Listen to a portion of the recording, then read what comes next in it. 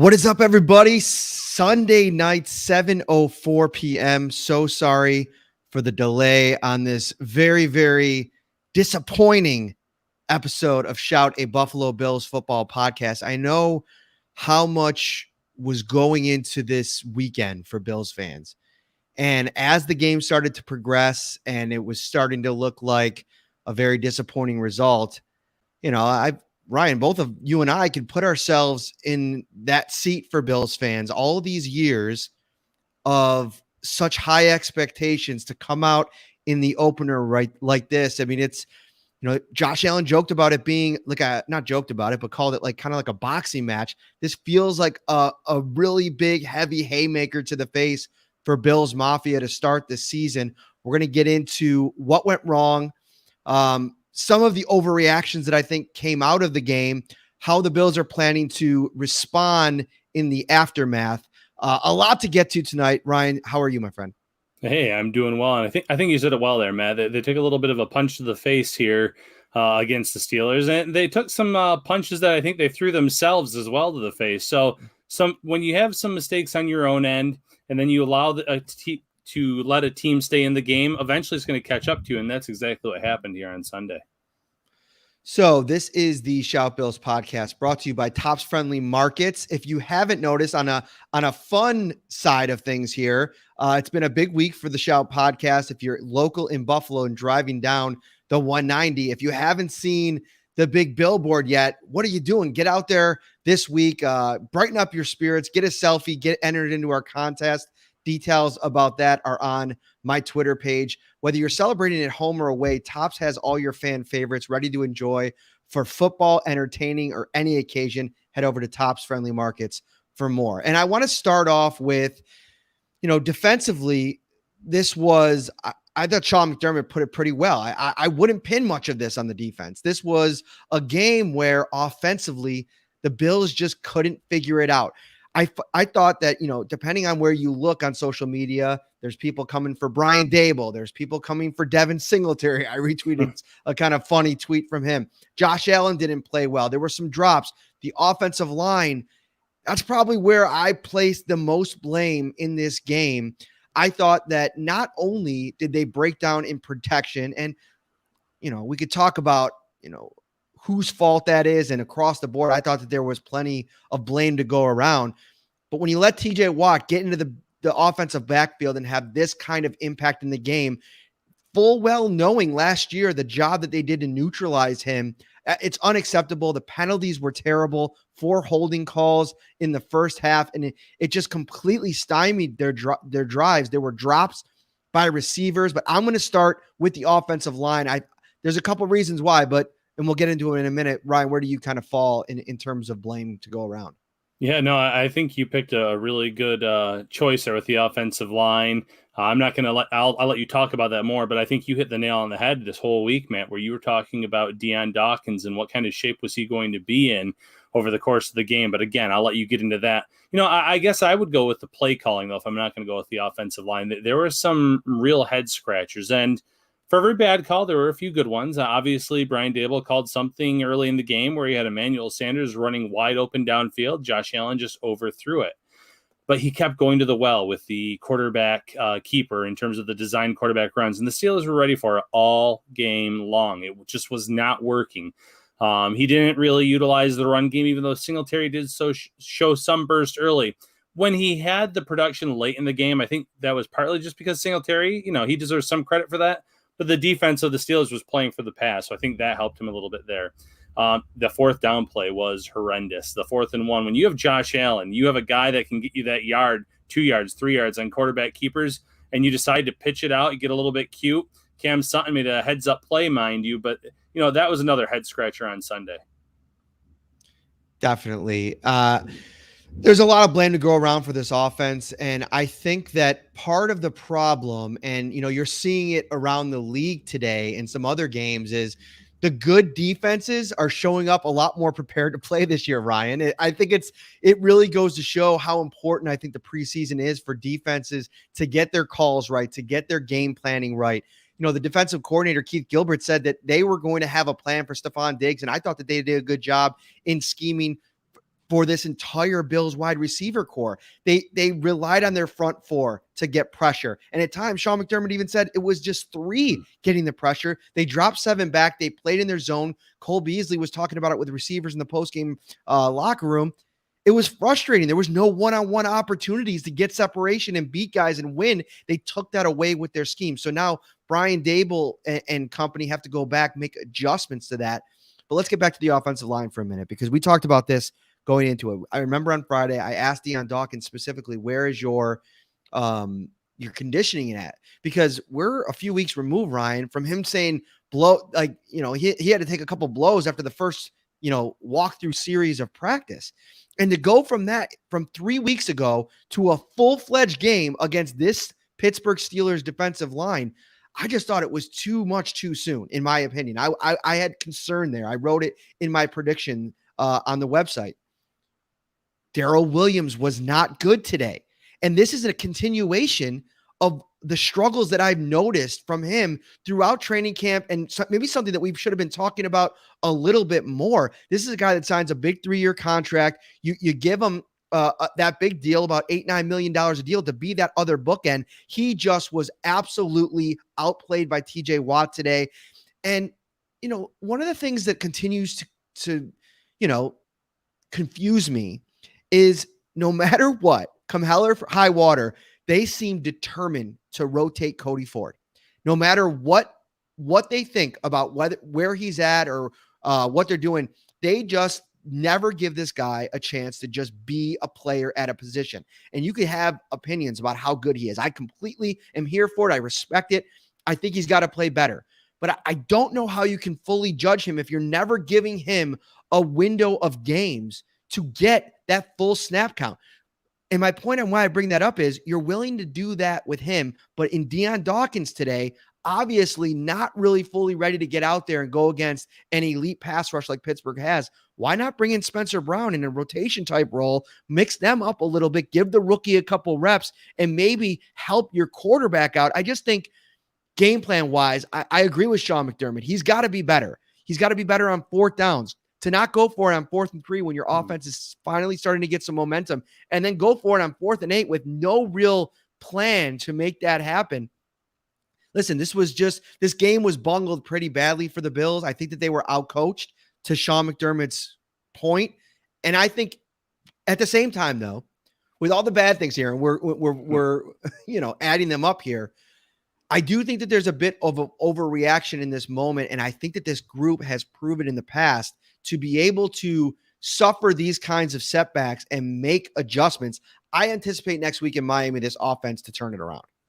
Yeah, Josh Allen's had Miami's number throughout his career, so I think if there's any team in week 2 that you want to see him go against, I think that's a pretty good one. Miami, though, playing a really good game here today against New England, a very close game. So, you just never know in the NFL. But going to that offensive line, maybe the Bills just don't feel comfortable getting Spencer Brown's significant reps out there yet. I don't know what the case may be, but, with where Deion Dawkins was just a few weeks ago, with the fact that he was hospitalized with COVID-19, the fact that he was getting winded so easily, obviously early on here. And when we saw him in the preseason, it was only in those short bursts and doses for the most part. He wasn't playing a lot of significant reps, especially meaningful reps. Preseason just are not meaningful reps. It was not a surprise that I see him struggle. Going over to the other side of the line with Darrell Williams, I don't know if you remember this or not, Matt, but last year when they did play the Steelers, it felt like he was almost getting like a half-step lead each snap, and he was getting away with it. The refs weren't calling a false start. He was getting into a position so that way he was where he wanted to be when it came to taking on TJ Watt. And today he just couldn't get in that position, and Watt was getting by him pretty regularly. Mitch Morse, I thought, had a pretty decent game. I thought that holding penalty against him was questionable. Feliciano had his moments. He was flagged as well, but Dawkins was definitely with 3 holding penalties. The weak link on the line today. And then, I did just see Brian in the comments here saying, I think it's time to call Cody Ford a bust. I think to what Matt was just saying a minute ago, if you give Cody Ford all the reps this week, next week, half the season, whatever the case may be, and he's just not performing well, then fine. If you want to label him that at that point, sure. But if you're just going to keep rotating him with Ike Butker, it's going to be very difficult for him to get into any kind of groove, any kind of rhythm. the rotation just isn't ideal, especially when you're doing it every few series on the offensive line, at least in my opinion.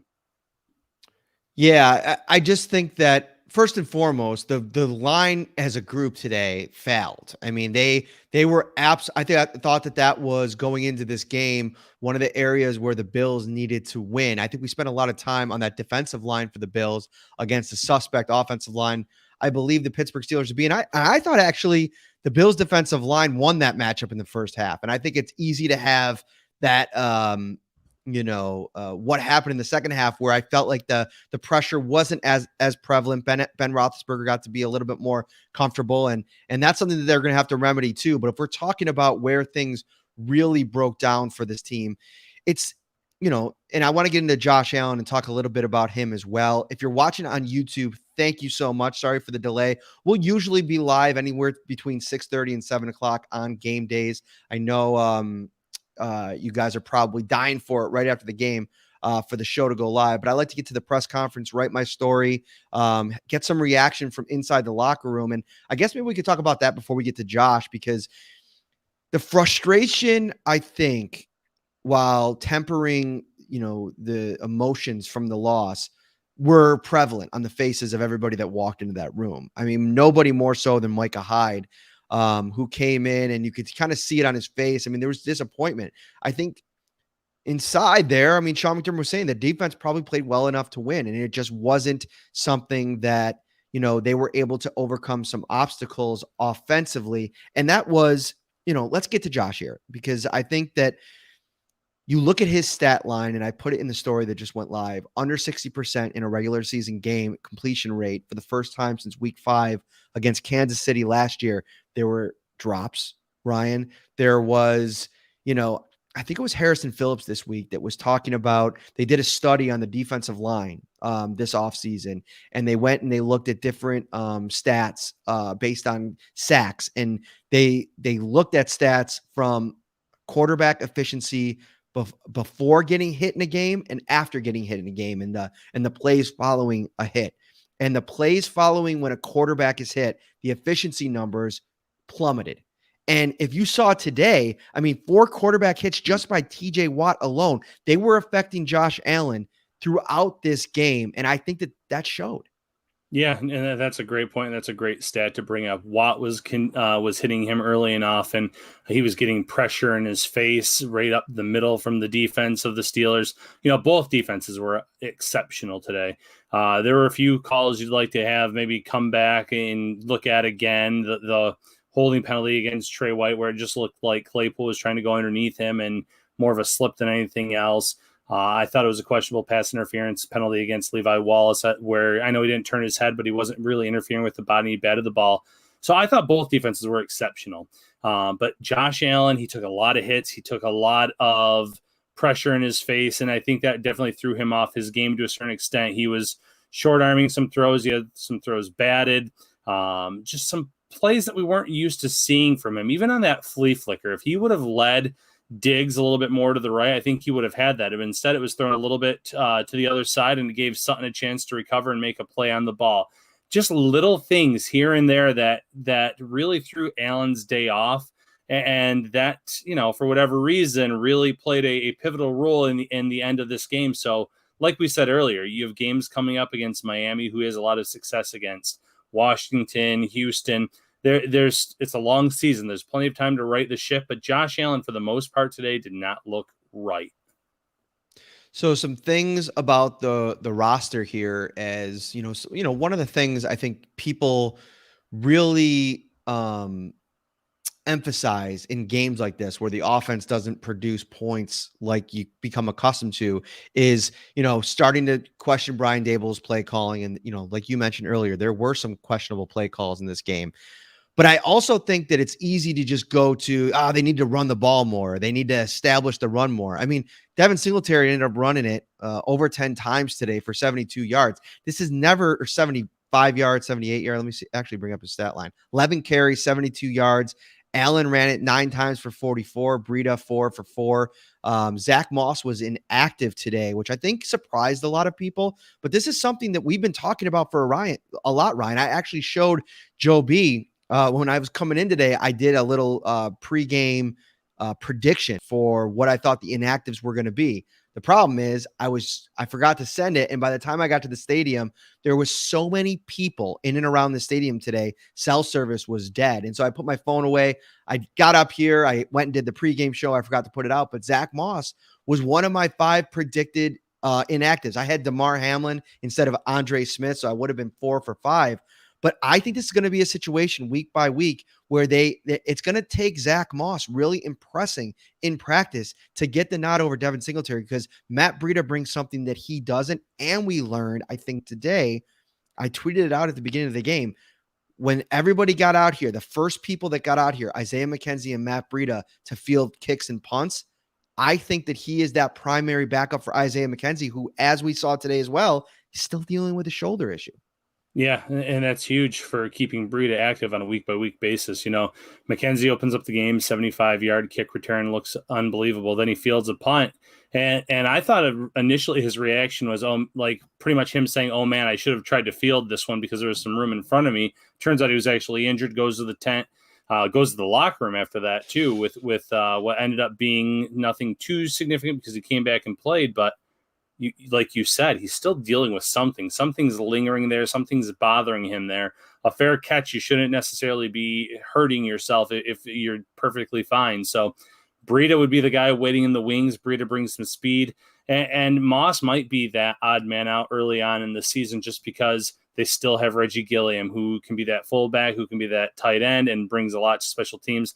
And obviously Tywan Jones, who's one of their better special teams players as well. So Moss at one point last year looked like he was on track to be their number 1 back, and then he suffers the ankle injury against the Colts. And then this offseason, Devin Singletary, to his credit, really performed well, looked good in the spring, looked good in the summer, and looked good today, given the opportunity.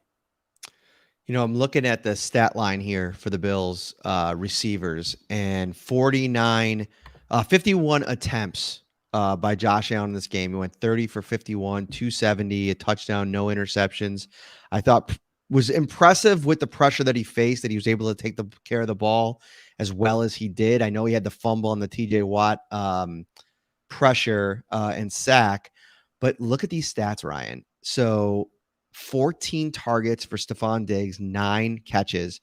So that's 5 balls where he was the targeted receiver and he didn't make a reception. For whatever reason, it could have been a bad pass. I think he was overthrown on the 1 deep ball. There were some drops in this game. Cole Beasley had 13 targets and he only made 8 receptions. He had a couple of drops in this game as well. The only guy that I can think of off the top of my head that didn't have a drop in this game was Dawson Knox. Go figure. Yeah, and I had Dawson Knox. It's one of the reasons to be encouraged. 4 targets, 4 receptions. Nice job after the catch on a few of them to move the chain. So we talked a lot about him this summer. He had some bad drops at camp. Looked like it was going to be a concern. The Bills surprised a lot of fans, surprised a lot of media members too, I think, when they released Jacob Hollister. But to Knox's credit, he stepped up today when his number was called. He made catches anytime his number was called upon. So kudos to him. Allen, he was slinging the ball around a lot, just like last year. No one should be surprised by that. But like you said, some bad drops. Beasley dropped one crossing the field. There's a holding penalty on the play. It would have ended up being 3rd and forever had he actually caught that ball, because then they would have accepted the penalty. But that was bad. There's one where his one leg was on the ground and he dropped that too. So yeah, it's definitely, there's some things to get worked out. Gabriel Davis, I thought, was a bright spot as well. Working along the back of the end zone for his reception, had a 37-yard gain before that. So a few bright spots here and there in the passing game. But the Bills might have to have a little bit more balance this year, because you saw the Steelers, they were ready for the passing attack. They were expecting the Bills to pass and throw early and often, but they were also ready for that design quarterback run. So they looked at a lot of the greatest hits from the Bills from last year, and they were ready for them. This is the Shout Buffalo Football Podcast, brought to you by Tops Friendly Markets. From hot to go pizza and appetizers, signature fried chicken, baby back ribs and subs, to delicious salads and brownie trays, they have everything you need to feed the hungriest football fan. Stephen Hyde over on YouTube brings up something that I'd like to get into a little bit here. We need an upgraded O-line and quarterback 2. Question Moss not being active. I thought we explained that a little bit. And then Knox having a good game. Levi Wallace, I thought, made a couple good tackles in the first half today, had the two big plays that, most games, if you're going percentage wise, it's going to be Levi who gets tested down the sideline on those balls. And, it's funny. You take the one play where he gets flagged for the pass interference, and I think he actually had a DPI again later in the game too that led to a field goal. I got to go back and watch the game. But I want to focus first on the play where I thought he was outstanding. He had great coverage, located the ball, did everything right from a defensive back standpoint that I think when we talk to Leslie Frazier tomorrow, he's going to talk about doing everything right. And sometimes you just face a guy that makes a better play. Deontay Johnson made an absolutely phenomenal play. It's the only touchdown they give up all day. They bend but don't break. That's the defensive style. I'm not going to sit here and put, when you're prioritizing the guys or the areas of the game where the Bills were let down in this game, Levi Wallace probably isn't even in the top 5 for me. I'll get where you get in here. He's got to get his head back turned around on that one play. It's a bad play, but it's one play. And in the end, the Bills gave up 16 points, and I thought that there was bigger problems than the play from their cornerback 2 spot. Yeah, and I think that's fair. Listen, Ben Roethlisberger was not great by any stretch of the imagination today, but he trusts his receivers. So he just threw some balls up, and some of his receivers made spectacular plays, including the one that you just mentioned with Deontay Johnson. He even went after Trey White at one point to Claypool, and Claypool made an unbelievable catch along the sidelines. Roethlisberger at this point doesn't have the arm talent that he used to, but he trusts his receivers, and good things can happen, whether it's catching the ball, drawing penalties, and that's what did happen a few times today. Defensive holding, defensive pass interference, things like that happen. But at the same point, to your credit, 16 points allowed. The defense absolutely shut down the Steelers in the first half, took Najee Harris pretty much out of the game, minus maybe one or two decent runs. They were not the problem today. It was the offense. It was the special teams, especially that block punt, which we can talk about here in a little bit, and the play calling on offense. Maybe with Sean McDermott not being aggressive enough in certain instances that we saw last year, where they were. So at the end of the day, there's a lot of things that went wrong for the Bills in all three phases, but the defense by far deserves the least amount of the blame. So let's go back and talk about some of the performances that I thought, were the good ones. And I'm sure you mentioned it in your encourage piece, and we'll get into that a little bit. One of the guys that I was really kind of looking at in this game with Star Lotulelei out was Ed Oliver. And I thought he came out and set the tone. I was, he was making, you talk about a splash play. I mean, a 4-yard loss against Najee Harris. The Bills offense didn't struggle with the way that it did, and they score points in this game. We're probably sitting here talking about the first half performance of Ed Oliver as one of the, marquee storylines. 16 carries for Najee Harris, 45 yards, 2.8 per rush. Going into this game, I think most people thought, Najee Harris is going to come in here and establish himself as the running back 1. And I thought Ed Oliver was a big reason why he wasn't able to do that today. Yeah, no Star Lotulelei, so I think there was a lot of maybe expectations that the Steelers would be able to run with more success today, and that was not the case. And like you said, Ed Oliver was just blowing up plays left and right today, moving back offensive linemen. He looked great. I thought 3 players that Bills fans can be pretty tough on at times had really good games, and it's unfortunate that we can't talk more about them because of the outcome of the game.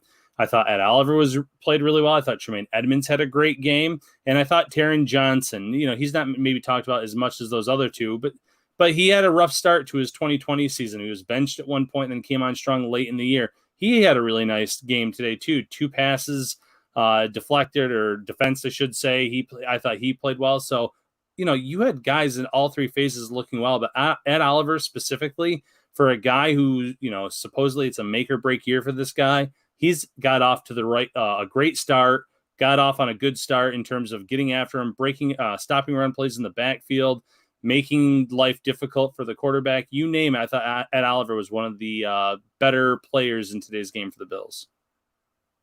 Indeed.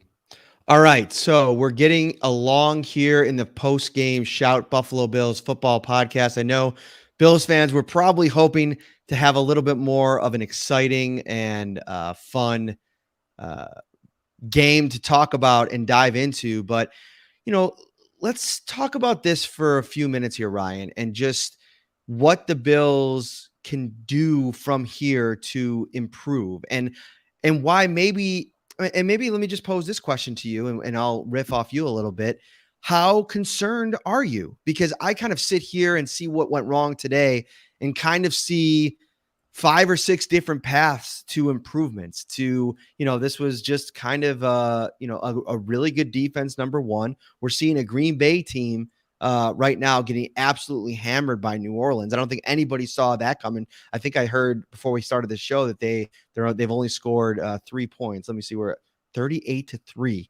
New Orleans takes out Green Bay today. Talk about that. I mean, that could be, really, really a completely different. I felt like this was just a collection of so many things going wrong in one game, and I expect it to kind of flip as we move forward. But where do you sit on it? Yeah, my concern level is pretty low right now. Now, I will say, if the Bills drop any of these next 3 games, I think you can definitely raise the concern flag a little bit. Washington has a really good defense. They might be able to cause some fits for the Bills in that matchup. Miami has some talented players that they're going to go against next week as well. That could be an issue, but Josh Allen's had their number.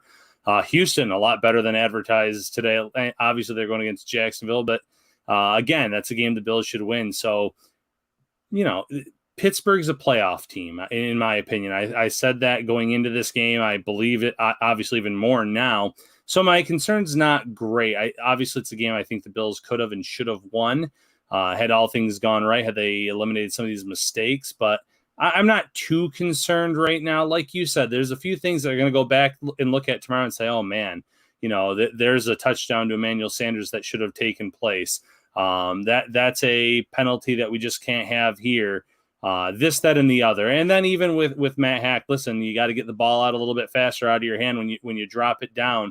It seemed like that took a long time. And it was something even my dad noticed in the preseason, saying, what's going on with this punter? He's holding the ball too long. And sure enough, that was the first thing he called and told me today after the game was, hey, I told you so. So a lot of little things, Matt. I'm not concerned right now, though, because you just mentioned it. Green Bay, a Super Bowl contender, getting blown out. Not necessarily in the upper echelon of the AFC, but I think some people saw the Tennessee Titans as a possible Super Bowl contender. They lost today. The Colts, they lost today. The Browns obviously ended up falling here to the Chiefs. Some late mistakes in the end. So some teams that are in the mix, they just don't win in week one. They play poorly for whatever reason, or they drop these games. We could go back to Thursday night, and if Zerline makes a few kicks, a few other things go the Cowboys' way, you could be talking about the defending Super Bowl champions being 0-1 as well. So the Bills have a lot of work to do. There's no doubt about that. There's no denial, but it's 1 week. It's a long season. And this is one of the better teams, quote unquote, that the Bills will play this year. They're not going to, maybe one more. I got to look at their schedule and figure it out. They're not going to probably play another player this season in the regular season that is going to be as dominant as TJ Watt was today. So I just checked out his stat line real quick as you were talking, because it just popped in my head. And I hadn't checked it since I think maybe late in the third quarter. He finished the day with 5 tackles for a loss. Wait, this can't be right. 10 quarterback hits and 2 sacks. That can't be right, Ryan. I'm not. I didn't see. Yeah, that'd be wild. I mean, he was after him a lot, though. I never did go back and look at Watt's final stat line, but he was in the backfield early and often, and he was just a menace all day long. So maybe that is the final number. There were some outstanding defensive performances today between Watt, Chandler Jones in Arizona. There were some guys that just absolutely balled out on the defensive side of the ball. Yeah, I think that this probably is wrong, but he was outstanding today. It didn't matter. There was times I saw him beating Darrell Williams on the outside, Cody Ford shifting in to try to help out, and at times it didn't even matter. He was just absolutely wrecking the right side of the Bills' offensive line. And so you're not going to deal with that in most weeks. That's the point, right? You move on to the next week, and another team might try to take things away from this game plan, this scheme that Pittsburgh had some success with. But here's the problem. You have to have the horses to get it done. Next week, you're going to go against a Miami team that has a really good secondary, but I don't think they're going to be able to generate the same type of pass rush against an offensive line for the Bills that is going to be heavily motivated this week to figure some things out. I mean, if I'm Sean McDermott, Wednesday's practice is going to be uncomfortable for this offensive line because you're going to put them through a lot of drills, a lot of different things that is going to get them to realize that they have to step up their level of play. I don't necessarily think, you look at the run stats here, and this is in line with what they did last season. I mean, we're talking about 15 carries for the running backs. I don't know how many more you want than that. I think that's about in the range that you want. I don't think you probably want to throw it 50 times. And maybe if Zach Moss is active along with them, or maybe even in place of Breida, if that's what you think could have been the difference, I don't necessarily see that. And as we learned, I didn't know going into this game, I don't know about you, Ryan, that Breida was even in the mix. I didn't really see him taking punt reps at all, really, in summer, which I think we could probably talk about now to a degree. But I do think it was interesting. Did you see how much we saw Isaiah McKenzie in the backfield today, lined up as a running back? I do think that is, I go to the, what it got me thinking about is, when the Warriors had Kevin Durant and they added him to the team that won, I think it was like 72 games or something crazy. And they called it the death lineup.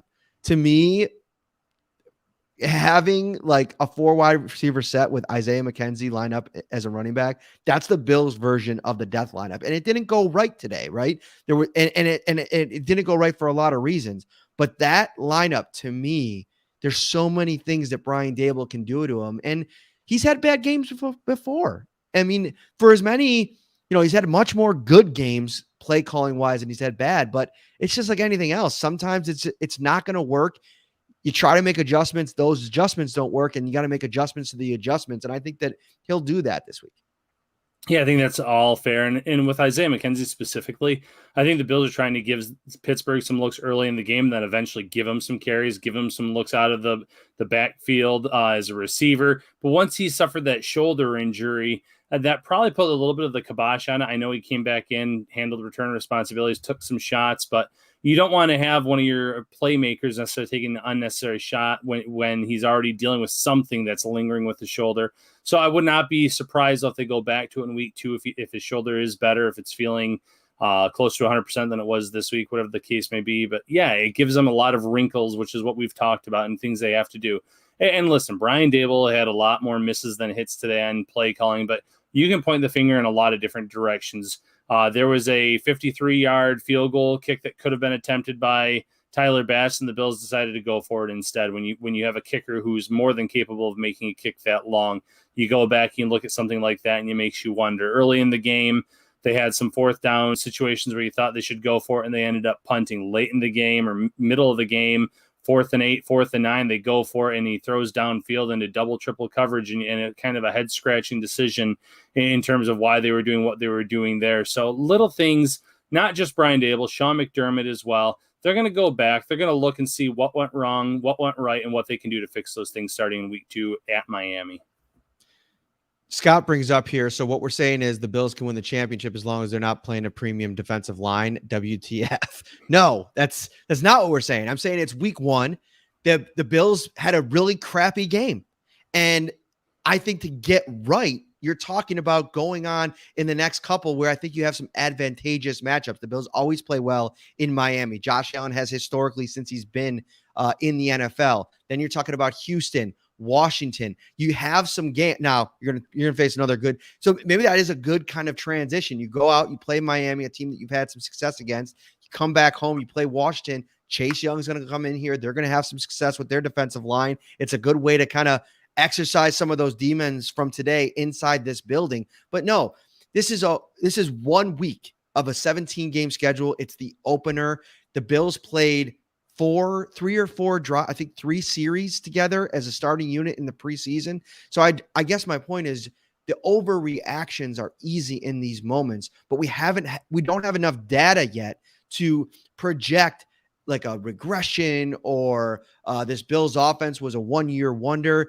I'm uncomfortable with that just because we saw enough today that was going wrong that could be fixed for me to kind of jump down there. Now, if they come out next week and it continues to be a problem, we're going to have a different discussion, right? Yeah, that's exactly right. If they lay an egg in Miami, a team that they've done very well with historically with Josh Allen, then it might be a little, might be a little bit closer to hitting the panic button, so to speak. That's a game the Bills should win. I know Miami's atop the division right now after week 1, but that's still a matchup where I think the Bills have a lot of advantageous matchups in that game. So, yeah, defeat them on the road, come back to Washington in week 3, deal with Chase Young, deal with a team that has some talent there, but a team that you can definitely beat. Chase Young in time could certainly be TJ Watt or even better than TJ Watt, because he showed it sometimes as a rookie how good and how special he could be. So they'll have their hands full with him, but I'm not sure they have enough talent elsewhere on that defense to necessarily slow down the Bills' passing attack. The Bills might be able to take advantage or go against that secondary with a little more ease. Houston, we've already talked about as well. Now, listen, in a few weeks' time, they're going to have Kansas City on the schedule. They're going to have Tennessee, who did not look so hot today, but I'm sure they'll kind of be righting the ship as well. But the Bills over these next few weeks have to take advantage of these 3 games. They should be at worst, obviously at worst, 3-1 after 4 weeks after dropping week 1 to the Pittsburgh Steelers. So this is something that's on them now. There is a little bit of pressure on it, but I think that the Bills know full well that they have the talent to turn things around here very quickly. So one thing I want to bring up, and we're going to bring Sarah Holland in shortly. She's been monitoring the chat throughout the show, and we're going to bring some of the chat into the final segment of the show. But Miami gets a 17-16 win over New England, big win in New England. And so you're looking at a situation from a division standpoint, Ryan, where you're 1 win away next week from being tied for, basically leading the division at that point. And so, I just think it's easy to overreact in these moments, and don't do that. Let the season play out a little bit, and take a deep breath after this game. Go to sleep, go to work, have a good week, settle in for next week, and we'll get back after it. But one play I want to bring up that I think Sean mentioned the DPI as being a big momentum changer when Levi Wallace, they could have got a stop in 3rd down. I noticed a couple of times, and I think I saw some fan chatter as well on social media. I thought the holding calls did not go both ways. I thought that Jerry Hughes, there was 2 plays in particular that I thought he was held pretty egregiously, and there was no flag called. I just, sometimes you're sitting there watching that from a fan perspective. I can understand the frustration. And I tweeted out, to me, the biggest miss of the referees in this game was the holding penalty called on Tre'Davious White. I got to go back and watch that a couple times, but it looked like the receiver tripped more than anything happened with the contact. That's a huge play. The Bills get an interception there, up 10-0 in Pittsburgh territory. Even if they get a field goal, you're talking about completely flipping, really putting Pittsburgh in a tough spot. The Steelers go down to hit a field goal, kind of keep them in the game mentally. Those are kind of big plays that, good teams have to respond from, but there were extenuating circumstances happening in this game that if 1 or 2 things happen differently, we may be talking about the Bills winning today.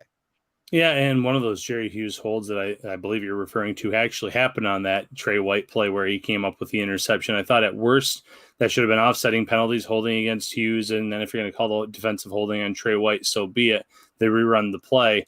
Because Hughes actually had initial pressure, got a hand on Roethlisberger, and then he kind of got pulled away from him. That's where I thought the holding kind of came in, and it was never called. But listen, at the end of the day, yeah, there's always going to be some questionable calls by the officials, but the officials did not cost Buffalo this game in any way or form. And I know that's not what you're saying and not what I'm saying, but the Bills simply have to be better. Defense was great today. They looked like the defense that we saw early in Sean McDermott's tenure. The offense, too many missed opportunities, too many, especially field position early in that game. I thought Buffalo had really good field position that they just could not take advantage of. Little things that need to get cleaned up. And Miami's going to be a good chance for them to get that done. And like you said, they win in Miami, all of a sudden you're tied in for first place in the AFC East heading into week 3. All right, we are going to bring in Sarah Holland now, who has been checking out all of your comments And Sarah, what have been some of the biggest things that people are talking about tonight? So there's a lot of chat about Josh Allen and his play. And I know we've talked a little bit about this so far, but a lot of fans are saying that it starts with the O-line, and there's some worry about the lack of depth and the future of this O-line. So I just sort of wanted you guys to talk a little bit more about that and just see and hear your opinions. Yeah, depth is definitely a concern because Ryan, once you get past, I mean, John Feliciano is pretty entrenched at left guard. I thought he struggled today. And he's at this point, talking about your interior outside of Mitch Morse, he's your highest paid interior player. And so what's the options past him? Moving like Butker into that spot and seeing how Butker and Ford look. I feel like you've had all of this time to evaluate them. You've landed on this unit that went out there today. I almost feel like they got to get to and this kind of takes me back to the Cody Ford point. I wonder, and this is my uneducated opinion, I'm not a football coach, but I really wonder if they're not doing themselves a disservice by how they're handling Cody Ford, continuing to put him in this spot. It's got to be weird. Even Levi Wallace, who is about as polarizing as it comes as a player, when you're talking about, the fan base and their expectations, he gets to go out there and start games and play in games. Cody Ford, it seems like it doesn't matter what the guy does. He can't get a job.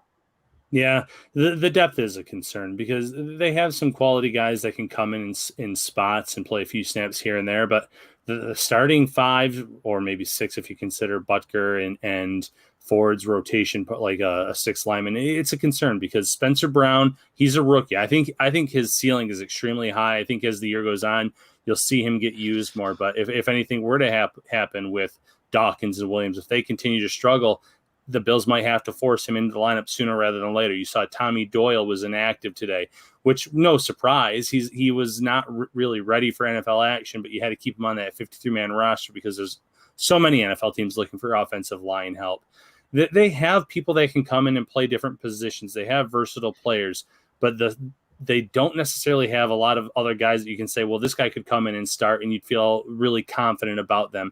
Now, in terms of what they can do, you could have Reggie Gilliam in your backfield more as a fullback, someone that stays back there as an additional blocker, or keep one of your backs in there. So Josh Allen doesn't feel like he always has to scramble about 2 or 3 seconds into a play or move up in the pocket, roll out.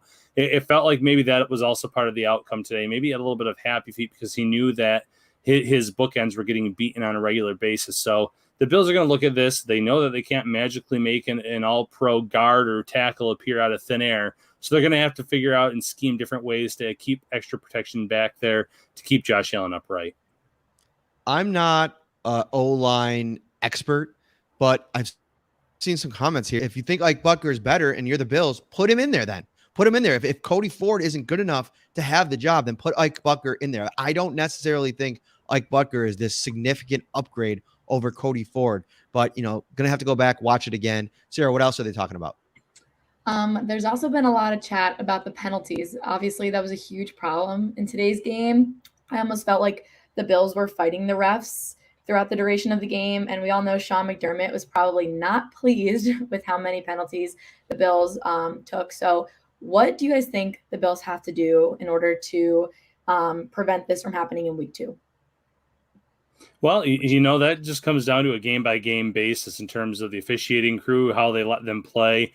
We've seen games where you can be very physical in terms of defensive backs and nothing gets called. We've seen other games where you're barely touching a guy and flags are thrown. So that's part of it. That's absolutely it. And going to the Levi Wallace play specifically, one referee closer to the play didn't throw a flag on that. It was the official further back that threw the flag after the play. And the ref had every right to do that. Levi didn't turn his head, but like I said, he didn't interfere with the receiver. He got his hand on the ball, batted it down. That was one of those questionable plays. The holding, there's not much you can do because some of them were very blatant. I mean, you saw Deion Dawkins just pull someone down a few times because he was beaten badly. Feliciano's hold, Darrell Williams, some of these guys that were beaten, what can you do other than hopefully next week they're in a better stance or in a better position to take on those blockers. But Sean McDermott's definitely going to chew out that team, I think, here sooner rather than later about the penalties and talk about technique, talk about putting themselves in better situations. Yeah, I think that you said it pretty well there. We talked about the penalties pretty significantly. I want to tell another story. I want to tell a story about something earlier in the game and about just the day as a whole. But Sarah, why don't you hit us with that third and final thing that you had from the comments?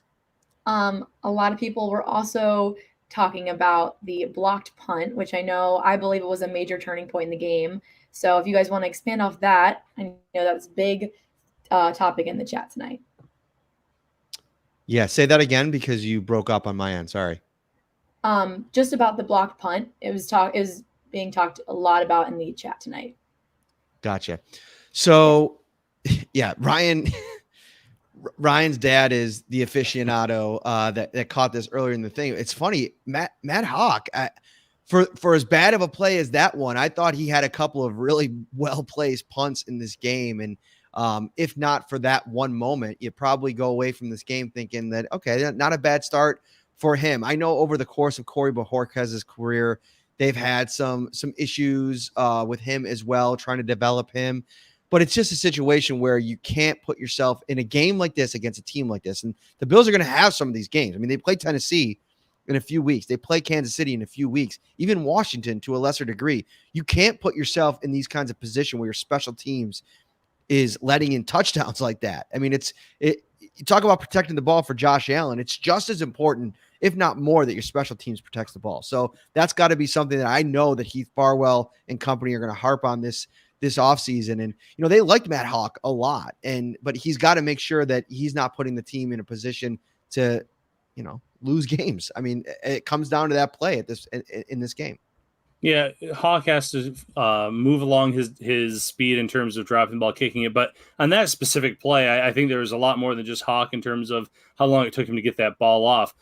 Some guys were clearly beating up the middle. There were some stunts, there were some moves where the Bills just weren't ready for it. And that ultimately is what led to the block punt more than anything else. So Matt and I have talked all summer about how the Bills consider special teams almost just as important as offense and defense. And that's why they keep so many players that are special teams contributors. And in a crucial moment, that unit failed. And by then, that made it a 10-point game, really swung the momentum in Pittsburgh's favor. It was already trending that way. But when you got a double-digit lead there, things obviously were not looking well from that point on. So I want to bring up a story before we get out of here. And it happened at the beginning of the game, and I was kind of just taking it all in and looking around at the beginning of the game, and there was literally not a seat open in this house.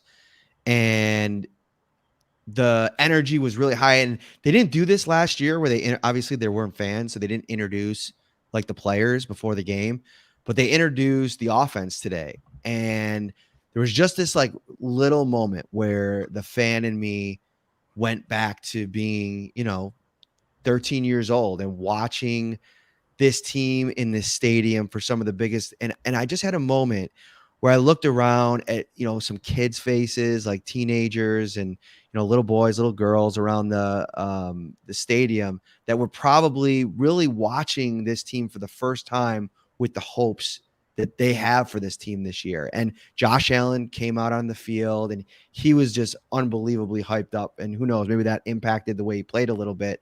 But it was just a cool moment that everybody got to be here and experience that, like feel that feeling at the beginning of the game with the eyes of the country on this game.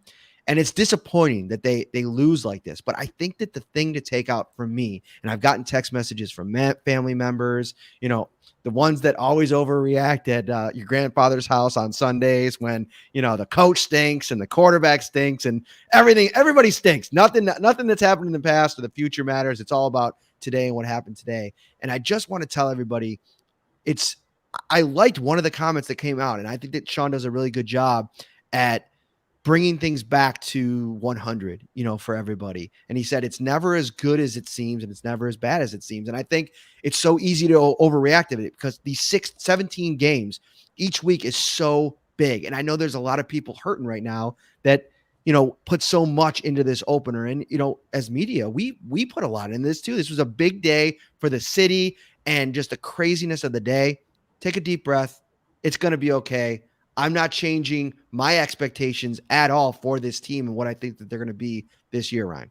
Yeah, I think that's well said. Yeah, the atmosphere Obviously, it was electric. They were reporting early in the morning that players were stuck in traffic, couldn't even get into the stadium on time or the time that they wanted to be there. So it's always interesting traffic-wise at Bills games, but it was really backed up today. Fans were going wild pre-game. You saw a lot of pictures on social media about what was going on out there. You had former pro wrestler Tommy Dreamer throwing people through tables. So, is there video of that out there yet? I'm sure there is. I have to go back and look, but I'm sure it's either on Brother Bill's account or Trainwreck Sports. I'm sure one of them have that up there and running now. But yeah, like you said, Matt, I mean, expectations through the roof. A lot of Bills fans see this team as a legitimate Super Bowl contender, which as they should. The Bills made it to the championship game 1 year ago. A lot of the CBS analysts, 3 of them had the Bills in the Super Bowl. They might be rethinking that after week 1, at least on their end, because they don't watch the Bills as closely as we do. But this team has all the talent, has all the potential. They just have to work out the kinks. It wasn't as good as things could have gone. It wasn't as bad. They'll go back. They'll fix a lot of these issues. It'll be really interesting to see how they come out in week 2 on the road against Miami. Sarah, how was your first game working for Syracuse.com? It was awesome. I loved it. Awesome. All right, we're going to have more for you this week. I think we have 2 shows planned, Wednesday and Thursday. I'm working on some guests. Wednesday may just be a regular show, and then I hopefully have a big guest on Thursday. We'll see. But we're going to bring 2 shows to you guys this week. Shout Buffalo Bills Football Podcast. Get to the 190 just past Hamburg Street. The big Shout Bills podcast billboard is up. If you take a selfie with it and get it to us, you can email it to us, DM us on Twitter. You're entered into a contest. The winners, there's 2 grand prizes. One person will appear as a guest for an entire show on the Shout Buffalo Football Podcast, and 1 grand prize winner will win dinner for 3 at your favorite Buffalo wing joint with Ryan Talbot and Matt Parrino. We will treat you. We will talk Bills football. We will hang out and be jolly. But you got to go to the billboard and you got to take a selfie and you got to get it to us. The best way to do it is to tweet it at us. We're brought to you by Tops Friendly Markets, hosting a large party next weekend. Check out Tops' huge selection of party platters for a delicious, effortless, affordable, no-stress way to impress. For complete details, stop by their carry-out cafe or visit topsmarkets.com/fantasyfootball. All right, Ryan, final thought. Final thought, don't panic just yet, Bills fans. It's 1 week. It's a long season. Let's see what takes place next week. All right, we're out of here. For Sarah Holland, I'm Matt Parrino. He's Ryan Talbot. We will see you.